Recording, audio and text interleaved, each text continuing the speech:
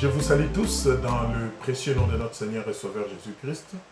Et je bénis le Seigneur qui nous accorde ce moment pour partager sa parole. J'espère que vous allez bien dans vos maisons et ma prière est que la paix de Dieu soit votre partage.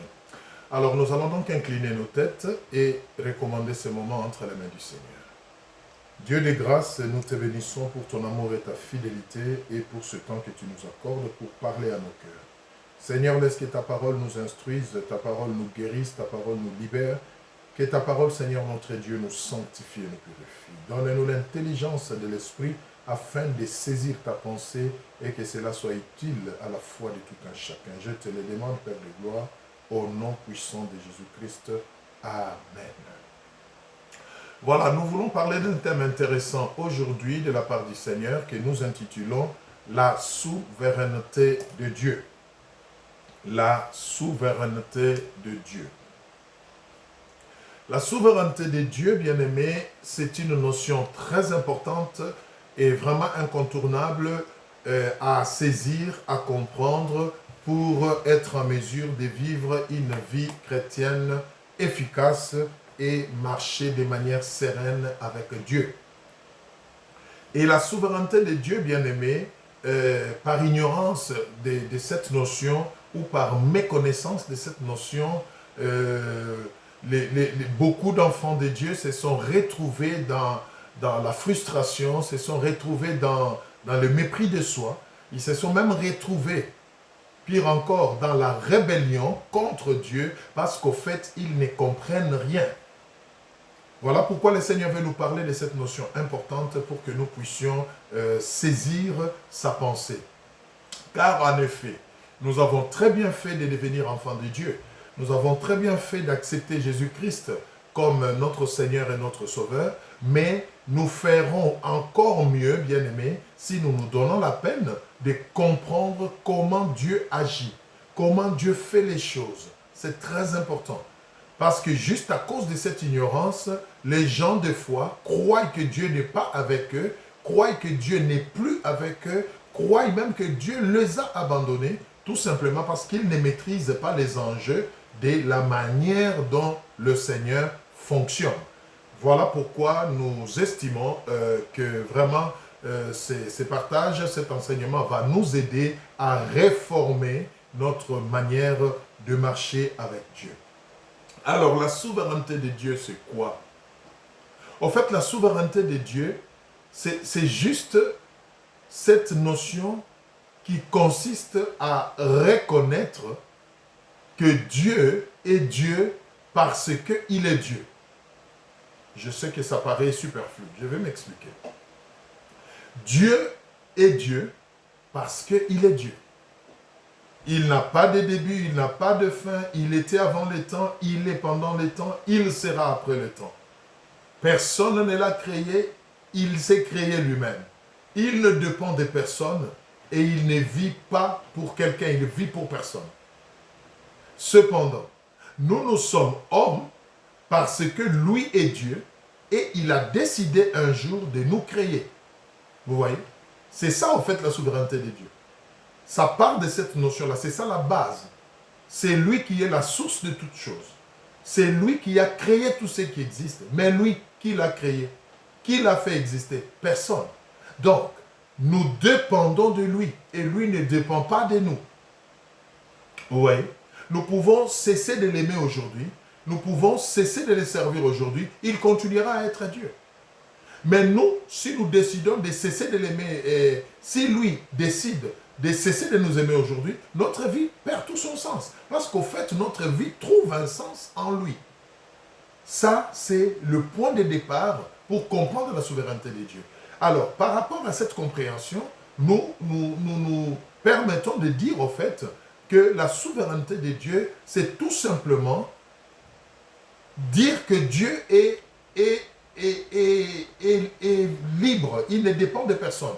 Quand on dit qu'il est souverain, c'est-à-dire il fait ce qu'il veut, quand il veut, comme il veut, où il veut, pour qui il veut. C'est ça la souveraineté de Dieu. Donc, il n'a des conseils à obtenir de personne. Il décide, il planifie, il exécute et il accomplit. C'est ça la souveraineté de Dieu. Et ça, c'est une notion très importante à comprendre et à intérioriser dans notre marche avec lui. Sinon, nous nous plaindrons là où il ne faudra pas se plaindre. Nous tomberons dans la rébellion là où il ne le faudra pas. Et pire encore, nous pointerons le diable là où il ne faut pas, alors que c'est Dieu lui-même qui est derrière. Vous voyez, il y a beaucoup de situations que nous attribuons d'office à l'ennemi, que nous attribuons d'office à nous-mêmes à cause de notre culpabilité, mais en réalité, bien-aimés, c'est juste la souveraineté de Dieu qui est en train d'agir. Alors, la maturité dans notre marche avec le Seigneur, justement, consiste à être en mesure de faire la part des choses. Savoir quand est-ce que c'est l'ennemi qui agit, quand est-ce que c'est nous-mêmes, par nos convoitises ou par nos besoins, nous agissons, et quand est-ce que c'est l'ennemi qui agit. C'est très important. Donc, ne soyons pas toujours prêts à tout attribuer à l'ennemi. Ne soyons pas toujours prêts à tout attribuer à l'homme. Ne soyons pas toujours prêts à chercher certaines causes ailleurs, alors que c'est Dieu lui-même qui est derrière la chose. Et pour arriver à cela, il faut comprendre la notion de la souveraineté de Dieu. Et nous allons prendre 2 cas de figure dans la Bible pour montrer justement que Dieu est souverain et il fait ce qui lui plaît, il fait ce qu'il veut. Et par rapport à sa souveraineté, bien sûr, nous le verrons, quelle attitude nous devons avoir par rapport à la souveraineté de Dieu. Qu'est-ce qui doit être notre préoccupation, bien-aimée? Qu'est-ce qui doit être notre besoin permanent? Est-ce que c'est la recherche des causes de toute situation? Est-ce que c'est de chercher à savoir qu'est-ce qui est derrière chaque situation? Pas nécessairement. Pas nécessairement. Donc voilà un peu les choses que nous allons partager par la grâce du Seigneur. Et là, je viens d'expliquer un peu la problématique de notre enseignement. Et nous allons y arriver tous ensemble, bien sûr, avec l'aide du Saint-Esprit. Alors, nous allons donc prendre notre premier passage qui va nous aider à comprendre la notion de la souveraineté de Dieu. Nous prenons Job 12, 13. Job 12, 13. Je vous laisse le temps de trouver. Job 12, 13. La Bible nous dit ceci. Job 12, 13. Écoutez ce que la Bible dit.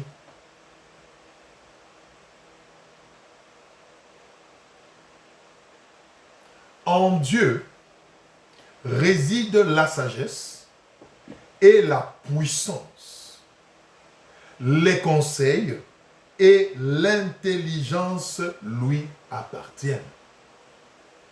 En Dieu réside la sagesse et la puissance. Les conseils et l'intelligence lui appartiennent. C'est très important. Donc, la sagesse, la science, la toute-puissance, l'intelligence, toutes ces choses sont en Dieu. C'est lui qui en est l'auteur, c'est lui qui en est le détenteur. Et il les applique dans la vie de ses enfants, dans la vie de ses créatures, selon son bon pouvoir et son bon vouloir. Vous voyez? Il applique toutes ces choses selon son bon pouvoir et son bon vouloir.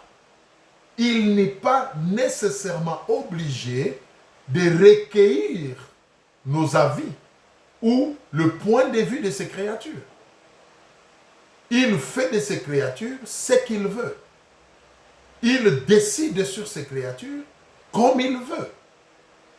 Et en retour, ce que Dieu attend de nous, c'est de lui faire confiance, tout simplement.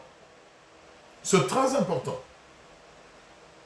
Donc, la notion de la souveraineté de Dieu veut tout simplement que nous puissions lui faire confiance, accepter sa souveraineté, laisser Dieu faire les choses à sa manière, et en retour, juste lui faire confiance.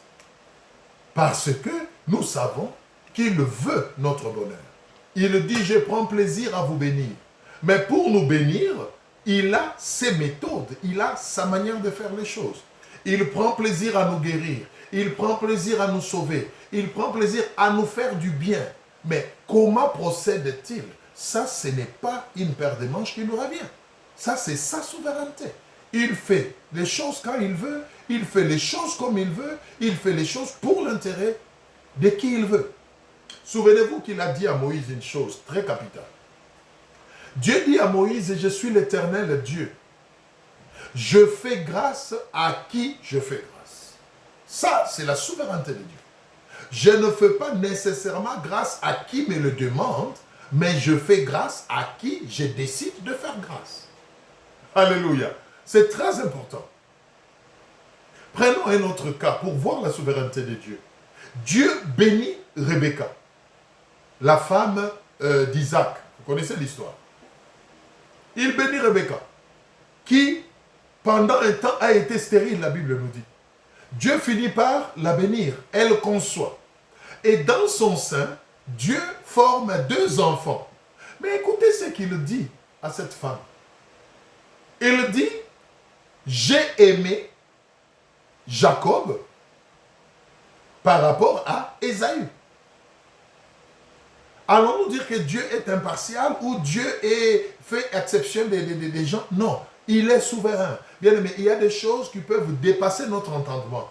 Comment vous pouvez imaginer, tu bénis quelqu'un avec 2 enfants et tu dis sans embâche que tu as préféré l'un par rapport à l'autre, tu as béni l'un par rapport à l'autre, tu as choisi l'un par rapport à l'autre. Humainement parlant, ça paraît absurde. Et pourtant, Dieu le fait. Dieu le dit. Et il ne veut pas que nous puissions les juger pour ce qu'il fait. Il ne veut pas que nous puissions le faire passer à la barre. Non, mais il veut que nous puissions lui faire confiance. Tout simplement parce que tout ce qu'il fait, c'est pour notre bien. Alors, un enfant de Dieu averti, c'est celui qui comprend cette notion et bénit le Seigneur, quel que soit ce qui lui arrive. C'est très important. Quand on comprend la notion de la souveraineté de Dieu, même quand il permet que les larmes chaudes coulent sur nos joues, dans notre fort intérieur, nous continuons à être dans la joie et sur nos lèvres, c'est un cantique de reconnaissance et de gloire et de louange qui sort. Parce que nous comprenons que tout ce qu'il permet, il le sait pourquoi. La Bible dit, il est celui qui commence une chose et qui l'achève. Dieu ne s'arrête jamais chemin faisant. Il a des fois des voies très compliquées, des voies vraiment qui s'opposent totalement à nos voies. Mais ce qu'il veut, c'est qu'on lui fasse confiance. Parce que, in fine, au finish, c'est notre bonheur qu'il veut. Souvenez-vous de ces passages que tout le monde connaît. Jérémie 29, 11. Jérémie 29, 11. Nous allons lire Jérémie 29, 11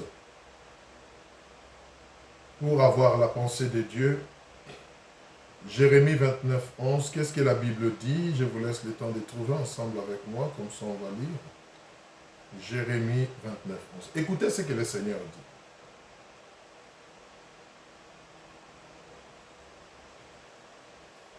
Car je connais les projets que j'ai formés sur vous, dit l'Éternel, projets de paix et non de malheur, afin de vous donner un avenir et de l'espérance.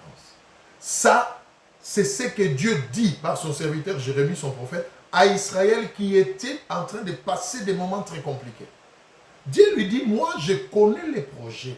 Et il précise la nature de ces projets. Il dit, ce sont des projets de paix et non de malheur.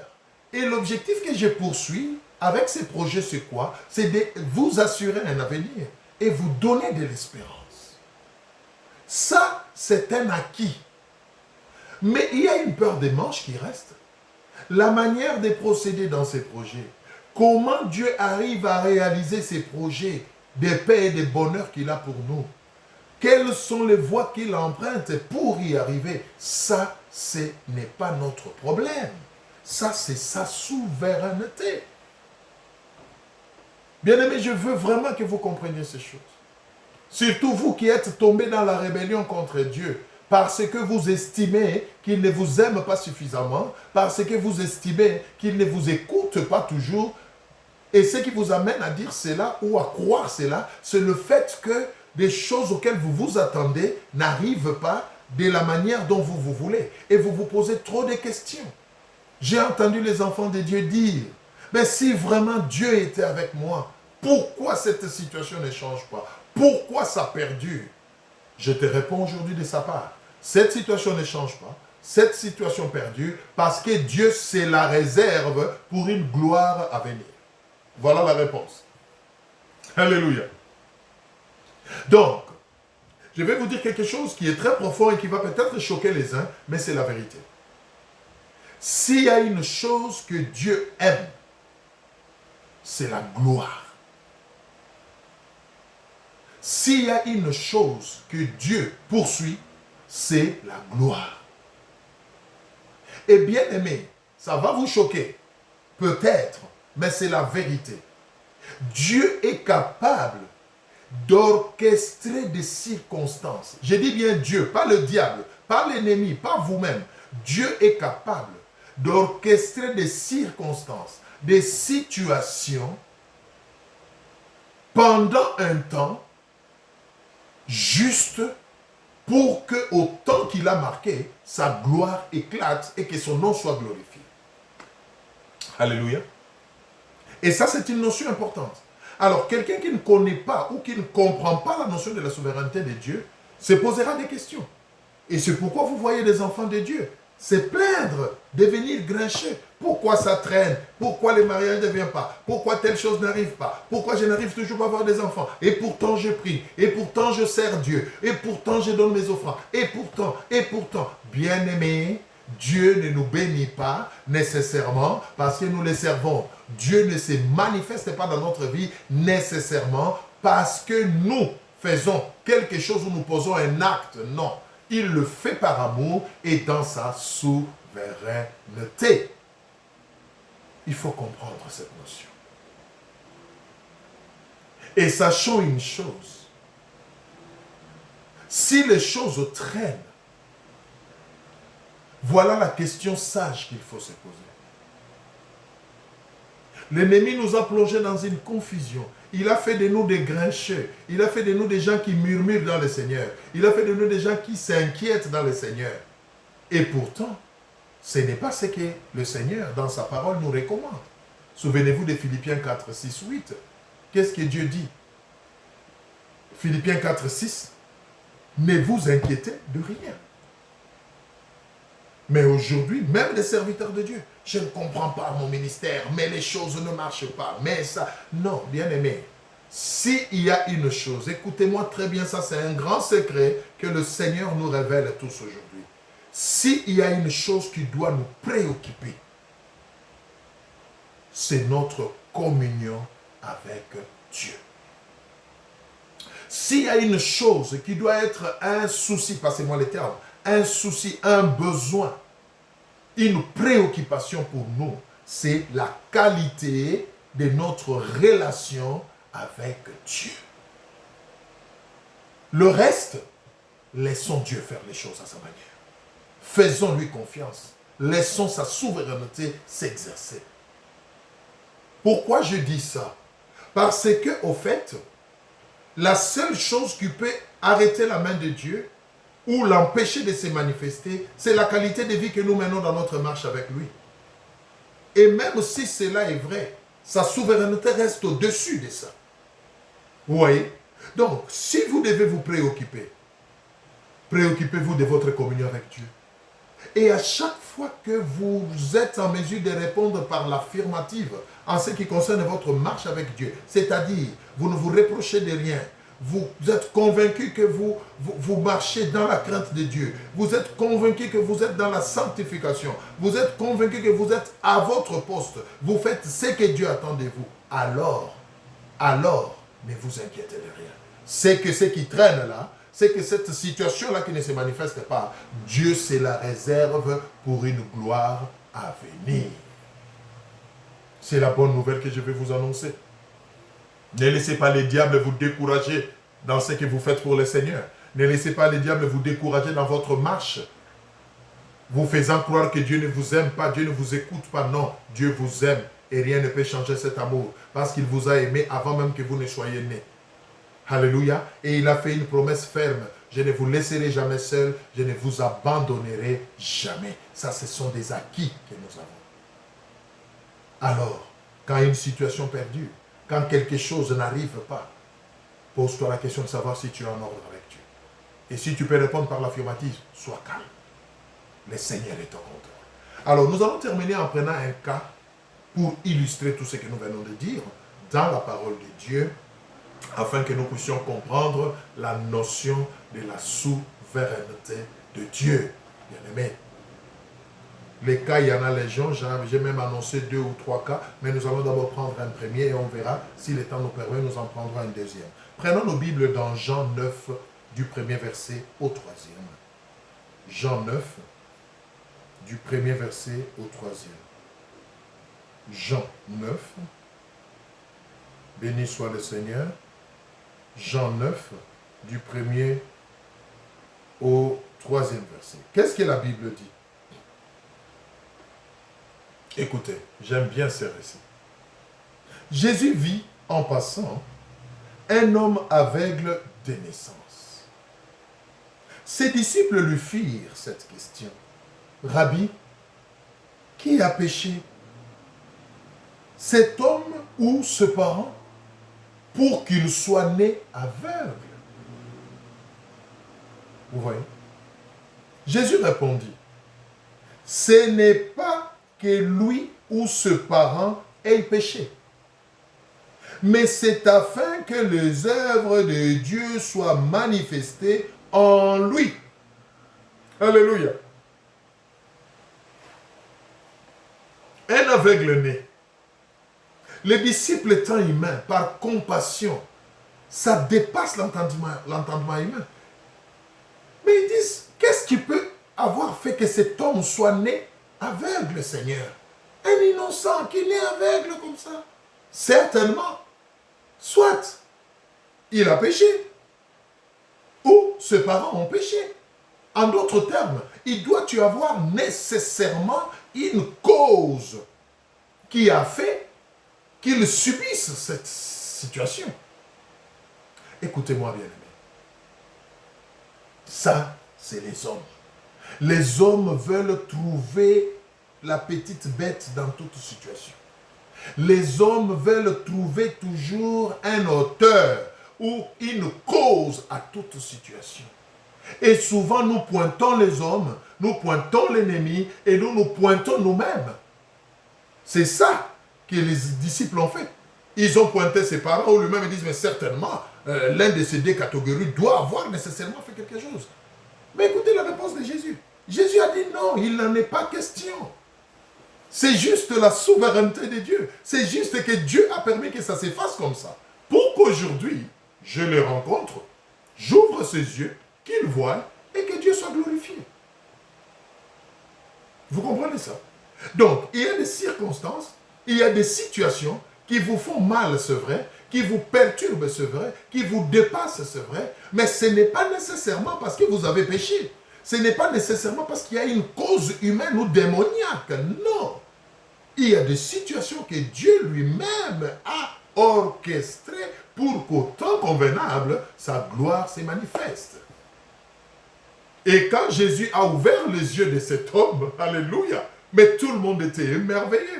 Le nom de Jésus a pris de l'ampleur. Les gens ont glorifié Dieu. Et c'était pour cette raison que Dieu a permis que cet enfant ou cet homme naisse aveugle. Vous voyez, c'est très important, bien-aimé. C'est très important. Ne cherchez pas toujours. Les hommes viendront toujours vous dire, écoutez, regardez un peu dans votre vie, est-ce qu'il n'y a pas quelque chose que vous avez fait? Est-ce que, regardez un peu vos origines, est-ce que ce n'est pas un lien de famille? Est-ce que ce n'est pas l'hérédité qui a fait que, bien aimé, pas nécessairement. Il y a des situations où ce n'est ni vous, ni l'ennemi qui sont derrière. C'est les diables. Et même pas les diables, excusez-moi, qu'est-ce que j'ai dit? C'est Dieu. parce qu'il veut glorifier son nom. Prenons un deuxième cas. On va terminer par là. Prenons un deuxième cas. On va terminer par là. Allons dans Luc. Dans Luc 1. Luc 1, à partir du premier verset. C'est le deuxième et dernier cas qu'on va voir. Pour voir la souveraineté de Dieu. Donc nous allons dans Luc, j'ai dit. Luc 1.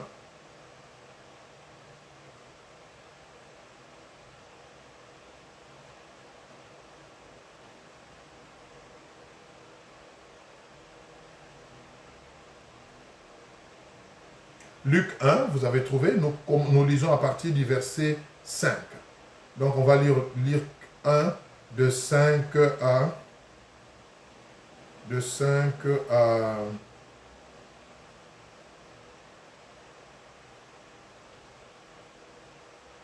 De 5 à là où on va s'arrêter. Luc 1, nous commençons à partir de 5. Lisons. Oh, c'est merveilleux la parole de Dieu. Du temps d'Hérode, roi des Judées, il y avait un sacrificateur nommé Zacharie. De la classe d'Abia, sa femme était d'entre les filles d'Aaron et s'appelait Élisabeth. Tous deux étaient justes devant Dieu, observant d'une manière irréprochable tous les commandements et toutes les ordonnances du Seigneur. Ils n'avaient point d'enfants parce que Élisabeth était stérile et ils étaient l'un et l'autre avancés en âge. Or, pendant qu'il s'acquittait de ses fonctions devant Dieu selon les tours de sa classe, il fut appelé par le sort, d'après la règle du sacerdoce, à entrer dans le temple du Seigneur pour offrir le parfum.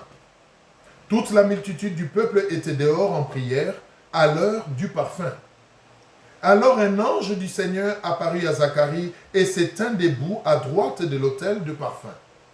Zacharie fut troublé en le voyant et la frayeur s'emparant de lui. Mais l'ange lui dit, « Ne crains point, Zacharie, car ta prière a été exaucée. Ta femme Élisabeth t'enfantera un fils et tu lui donneras le nom de Jean. Il sera pour toi un sujet de joie et d'allégresse. Et plusieurs se réjouiront de sa naissance, car il sera grand devant le Seigneur, il ne boira ni vin ni liqueur enivrante, et il sera rempli de l'Esprit Saint, de le sein de sa mère. Il ramènera plusieurs des fils d'Israël au Seigneur, leur Dieu, il marchera devant Dieu avec l'esprit et la puissance d'Élie, pour ramener les cœurs des pères vers les enfants et les rebelles à la sagesse des justes, afin de préparer au Seigneur un peuple bien disposé. Zacharie dit à l'ange, à quoi reconnaîtrai-je cela, car je suis vieux et ma femme est avancée en âge. L'ange lui répondit, je suis Gabriel, je me tiens devant Dieu, j'ai été envoyé pour te parler et pour t'annoncer cette bonne nouvelle. Et voici, tu seras muet et tu ne pourras parler jusqu'au jour où ces choses arriveront, parce que tu n'as pas cru à mes paroles qui s'accompliront en leur temps. Nous pouvons nous arrêter là, bien-aimés. Regardez une histoire, humainement parlant, compliquée. La Bible nous parle de Zacharie et de sa femme Élisabeth. Et elle nous précise que c'était un couple assidu dans l'œuvre de Dieu. Zacharie était sacrificateur. Il était issu de la lignée des Lévites, c'est-à-dire son ancêtre était Aaron. Vous connaissez l'histoire d'Aaron, le sacrificateur avec Moïse. Mais la Bible dit, et la Bible nous précise qu'il était irréprochable. Il respectait tous les commandements de Dieu et il était intègre. Mais cependant, jusqu'à sa vieillesse, à un âge très avancé, ce couple, Zacharie et Élisabeth, n'avaient toujours pas d'enfant. Et on nous précise, c'est parce que sa femme Élisabeth était stérile. Bien-aimé, dites-moi, est-ce que Dieu n'aimait pas Zacharie et Élisabeth? Si c'était aujourd'hui, comme d'habitude, étant humain, On chercherait des causes. Zacharie et Élisabeth, en tout cas, examinez votre vie. Regardez-vous vraiment très bien. Hein? Comment vraiment, hein? Vous qui servez Dieu vraiment, hein? Toi un sacrificateur, comment tu n'arrives pas à avoir des enfants? Hein? Tu pries pour les autres, tu bénis les autres, mais toi-même, ta femme stérile. Vous savez, les hommes cherchent toujours une raison. Est-ce que tu n'as pas péché quelque part? Est-ce qu'il n'y a pas une cause? Non. La Bible nous dit clairement qu'il était irréprochable, qu'il craignait Dieu tous les deux et qu'il ne venait pas de n'importe quelle lignée, des lignées des gens que Dieu a mis à part, la tribu de Lévi qui a été mise à part pour servir Dieu, bien-aimé. Mais cela n'a pas empêché que Zacharie et Élisabeth n'aient pas d'enfants jusqu'à l'âge avancé. Mais la raison, c'était quoi? C'était simple. La postérité, le fruit des entrailles de ces couples, devait faire partie du plan de Dieu pour la rédemption du monde. Et voilà pourquoi Dieu a empêché à ces couples d'avoir des enfants jusqu'à ce que le temps fixé pour que le plan de la rédemption commence, qu'ils puissent concevoir. C'est tout ce qui s'est passé. Mais quand on ne connaît pas la notion de la souveraineté de Dieu, bien-aimé, alléluia, on peut se poser plusieurs questions. Zacharie n'avait pas péché. Le diable n'était pas derrière la stérilité d'Élisabeth. C'était Dieu. La Bible le dit clairement. Quand le temps est venu, Dieu s'est manifesté par un ange. Il lui dit, maintenant, ta femme va concevoir. Zacharie était même étonné, il dit, mais Seigneur, certainement il doit dire, mais j'ai prié pendant ma jeunesse, tu ne m'as pas donné d'enfant. Maintenant, là, et moi et ma femme, nous sommes vraiment à un âge avancé. C'est maintenant que tu penses nous donner un enfant. L'ange lui dit, vous aurez un enfant. Et voilà ce que sera cet enfant. Il viendra pour préparer le chemin du Seigneur. Cet enfant s'appellera Jean. Vous vous rappelez de Jean-Baptiste? Il avait une mission. Jean-Baptiste devait venir avant Jésus-Christ pour préparer le cœur à recevoir le Seigneur. Par le baptême de la repentance dans l'eau. Vous voyez? Donc c'était le plan de Dieu. C'était la souveraineté de Dieu. Zacharie et Élisabeth, dans la souveraineté de Dieu, Dieu les a choisis. Il s'est réservé leur fécondité pour ce plan-là. On pouvait accuser le diable, on pouvait accuser les tantes, on pouvait accuser les oncles et tout ça, mais ce n'est pas la réalité. La réalité, c'est que Dieu était derrière, dans sa souveraineté. Et quand le temps marqué est venu, il s'est manifesté. Et quand Dieu se manifeste au temps convenable, bien aimé, peu importe l'âge, peu importe la situation, Dieu est capable d'accomplir sa pensée. Lisez la suite de l'histoire, vous verrez que malgré l'âge avancé, ces couples a eu un enfant. Et cet enfant, c'était Jean-Baptiste. Ce n'était pas n'importe qui Jean-Baptiste, vous connaissez. Jésus a même fait témoignage, a rendu témoignage de Jean-Baptiste. Il a dit, de tous ceux qui sont nés d'une femme, il n'y a pas eu plus grand que Jean-Baptiste. Bien-aimés, je vais terminer par là. Je ne sais pas quel est le problème que vous endurez. Je ne sais pas quelle est cette situation qui semble perdurer dans votre vie. Je ne sais pas quelle est cette prière que vous avez faite à Dieu et qui n'a pas encore eu d'exaucement. Et vous commencez à vous poser beaucoup de questions, vous commencez à vous décourager, vous avez même lâché votre zèle dans le service de Dieu. Non, reprenez votre poste, reprenez votre zèle. Sachez une chose, Dieu est au contrôle. Il se réserve votre cas, il se réserve votre situation pour sa gloire au temps marqué. Ne regardez pas à l'âge, ne regardez pas à votre situation, regardez à sa souveraineté, au Dieu de l'impossible. Il a donné à Zacharie et à Élisabeth Jean-Baptiste à un âge avancé. Donc il peut vous donner les mariages, quel que soit l'âge, il peut vous donner un enfant, il peut vous donner le voyage, il peut ouvrir votre ministère, il peut vous bénir, il peut vous donner un emploi. Tout ce que vous attendez de lui et que vous croyez que ça s'inscrit dans sa volonté, même si ça traîne, bien-aimés, ne vous laissez pas affecter, ne vous laissez pas décourager, ne tombez pas dans la rébellion, ne rejetez pas la foi, continuez la marche. Le Seigneur est au contrôle. C'est pour sa gloire. Acceptez sa souveraineté, laissez-vous faire et vous verrez la gloire de Dieu. On va terminer par là. La souveraineté de Dieu est une notion très dure pour les humains, mais importante à maîtriser et à intérioriser. La souveraineté de Dieu. Il fait ce qu'il veut, quand il veut, comme il veut. Au temps convenable, parce qu'il est Dieu. Vous, sachez seulement une chose, c'est que c'est pour votre bien. Que cette situation traîne, c'est pour la gloire de Dieu. Soignez votre qualité de vie avec lui, soignez votre communion avec lui, et que ça soit ça votre préoccupation. Le reste, laissez Dieu faire sa manière. Faites-lui confiance. Amen. Nous allons donc terminer par là. Je vais vous prier d'incliner votre tête là où vous êtes. Et je vais vous laisser quelques temps pour prier. Je ne connais pas votre situation. C'est peut-être votre mariage qui pourrit, rien ne change. C'est peut-être vos enfants qui tombent dans la rébellion, dans la dépravation. C'est peut-être votre travail, votre carrière qui est menacée. C'est peut-être votre ministère. C'est peut-être votre santé qui ne va pas bien. Vous avez prié, vous êtes fatigué. Vous avez comme impression que Dieu ne vous écoute pas. Non, il vous écoute. Il sait que quand vous serez guéri, beaucoup croiront en lui. Et il est en train de gérer la situation. Il est en train de gérer la situation jusqu'au temps convenable pour que vous soyez guéri et que lui se retrouve. C'est-à-dire que sa gloire éclate. Alléluia. Alors, inclinez votre tête. Pendant que je prie, priez aussi en même temps que moi dans votre cœur en disant Amen à cette prière. Et en posant à Dieu, en exposant à Dieu votre cas particulier. Seigneur notre Dieu, c'est vrai que ta souveraineté est dure pour nous les humains. Parce que des fois nous sommes impatients et nous ne comprenons pas au fait ta manière de faire les choses. Mais là tu nous as parlé. Nous te demandons pardon pour toutes les fois que nous avons eu à nous plaindre, à pointer du doigt l'ennemi ou les autres alors que c'est toi qui es derrière.